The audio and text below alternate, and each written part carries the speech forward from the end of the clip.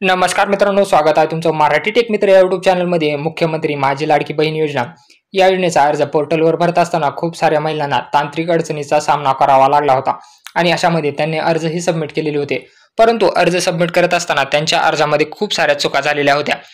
तर काहींचे document mismatch झालेले होते, तर काहींचं अकाउंट नंबर चुकलेला आहे किंवा काहींचं IFSC कोड चुकलेला आहे, काहींची डेट ऑफ बर्थ चुकलेली आहे.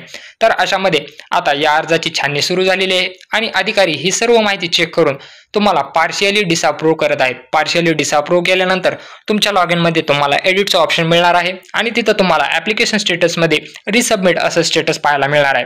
तर तुम्ही तुमच्या लॉगिन मध्ये जाऊन हे चेक करू शकता. तुम्हाला रिसबमिटचं ऑप्शन आल्यानंतर त्या अर्जामध्ये तुम्ही दुरुस्ती करू शकता आणि तुमची पूर्ण माहिती एकदा नीट भरून अर्ज हा रिसबमिट करू शकता. तर अधिकारी मला डिसअप्रूव्ह कशामुळे करणार आहेत त्याची कारण हे आपण पाहणार आहोत.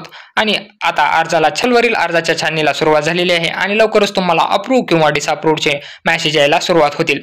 जर तुम्हाला डिसअप्रूव्हचा मेसेज आला तर अर्जामध्ये दुरुस्ती कशी करायची याबद्दलची माहिती आपण या व्हिडिओमध्ये जाणून घेणार आहोत. तत्पूर्वी आपण पाहूया की अधिकारी तुमचा अर्ज छाननी करत असताना त्यांना काय काय दाखवलं जातं. अधिकारी या अर्जाची छाननी करणार आहेत, त्यांना तुमचा पूर्ण अर्ज तुमचा पूर्ण अर्ज पाहता येतो. तसेच त्या अर्जामध्ये तुम्ही कोणते डॉक्युमेंट्स अपलोड केलेले आहेत तेही त्यांना पाहता येतं.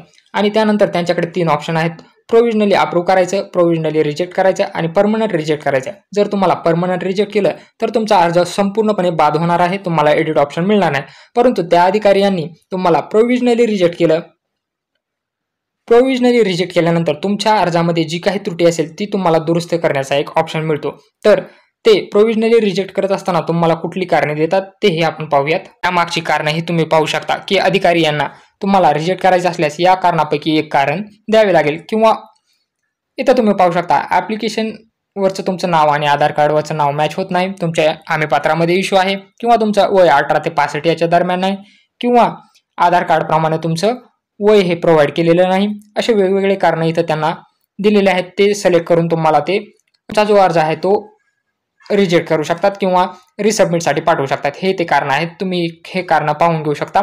त्यानंतर तुम्हाला काय करायचं आहे हे झालं. आता तुम्हाला ते रिजेक्ट का करणार आहेत याची कारणे. तर आपल्याला रिजेक्ट म्हणजे एडिटचं ऑप्शन आल्यानंतर पुढील प्रोसिजर काय करायची आहे. तुम्हाला रिजेक्टचा SMS आल्यानंतर तुम्ही ज्या लॉगिन मधून अर्ज भरला आहे तिथं तुम्हाला लॉगिन करायचं आहे. मला डिसअप्रूव्हचा SMS आला तर तुम्हाला काय करायचं आहे, तुमच्या लॉगिन मध्ये जायचं आहे जिथून तुम्ही अर्ज केला होता आणि त्यानंतर यापूर्वी केलेले अर्ज यावर तुम्हाला क्लिक करायचं आहे.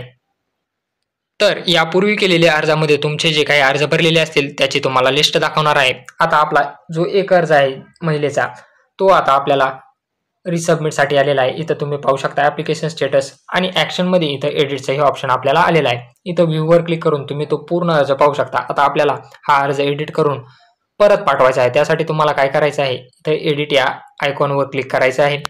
त्यानंतर तो अर्ज तुमच्यासमोर पूर्णपणे ओपन होणार आहे. जसं आपण सुरुवातीला अर्ज भरत होतो तशा प्रकारे तुमच्यासमोर अर्ज दिसणार आहे. आता या महिलेची त्रुटी काय होती, तर यांनी आधार कार्डची समोरील बाजू अपलोड केलेली नाही, आधार कार्डची पाठीमागील बाजू अपलोड केलेली नाही, त्यानंतर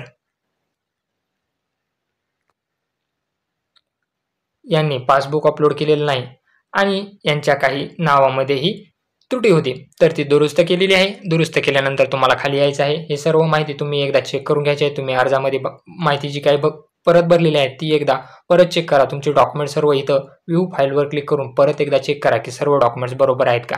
बरोबर असतील तर तुम्हाला इथं माहिती साठवा यावर क्लिक करायचं आहे. यावर क्लिक केल्यानंतर तुमचा अर्ज परत छाननीला जाणार आहे. परत अधिकारी यांच्याकडे तुमचा अर्ज पाठवला जाणार आहे. त्या अर्जाची परत अधिकारी छाननी करतील. त्या अर्जामध्ये पूर्ण माहिती बरोबर असेल तर तुम्हाला अप्रूव्ह दिलं जाईल, अन्यथा परत तुम्हाला रिसबमिट साठी पाठवला जाईल किंवा तुमचा डिसअप्रूव्ह केला जाईल. तर अशा प्रकारे तुम्ही वेबसाईटवर तुमचा अर्ज आता एडिट करू शकता. जर व्हिडिओ आवडला असेल तर चॅनलला नक्की सबस्क्राईब करा आणि बेल आयकॉनला प्रेस करायला विसरू नका.